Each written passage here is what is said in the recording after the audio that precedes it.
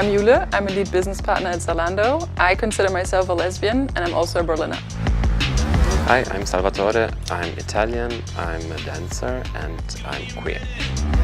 I'm Jenny, I'm a mother to a 2-year-old son and I work in people enablement at Zalando. I'm a pansexual woman and consider myself members of the polyamorous community and the LGBTQI+ community. I am Michele, equality manager, and I identify as a non-binary gender fluid person.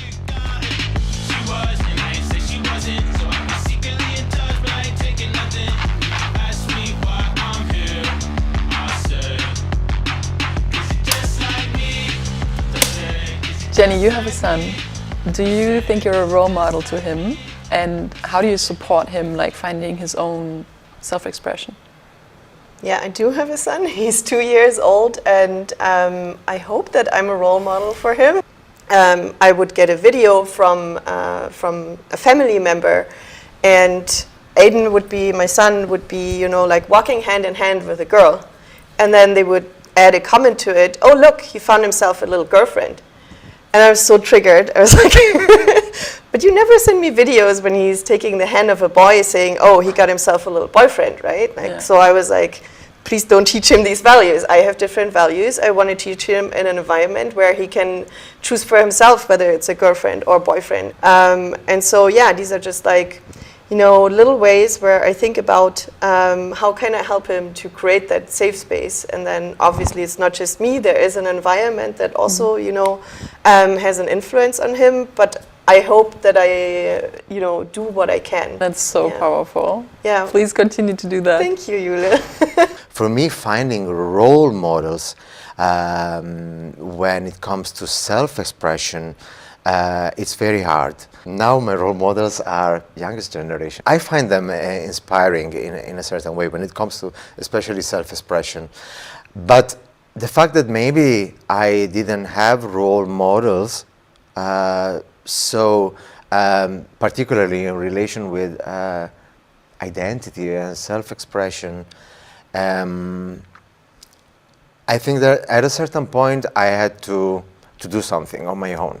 To decide to be open and honest and transparent with the person that I am, and this I think that is also part of becoming a role model and not only having a role model. Sure. I mean, it's always not easy to say like, yes, I'm a role model, but I want to be one. I believe that, you know, talking about matters like this, talking about my own story, showing maybe people from the Flinter community or the LGBTIQ+ community overall that you can be out in your job as well, right? You can make a career, you can be successful, not hiding yourself. You can be who you are and still climb up the career ladder if this is what you want, right? I'm very engaged in mentorship programs that supports actually lesbian women in the workplace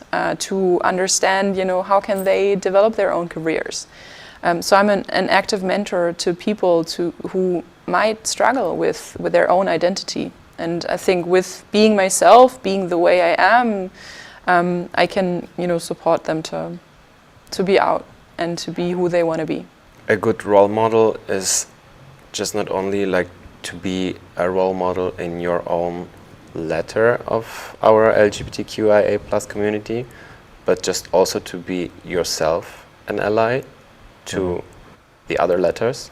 To me, currently, what could make a good role model, it's like, and I'm talking about the current moment, is I would like to hear someone that they can go beyond the love is love, and because we need to start talking about life is life, especially in this moment. There is an increase of violence and homophobia that is actually, I wasn't expecting that in my journey, because I saw in the last 3 decades something that grew in a different direction towards the positive, and I don't know, I've fear somehow that I am no longer in a safe space. And I think it's important also to talk about allyship, as you mentioned, and we need to create a social environment that is more inclusive and less prejudiced, and just simply support each other. As you said, we are loud, yes, but to be loud, we need to stay together. Exactly. So it's I think, yeah, that's important.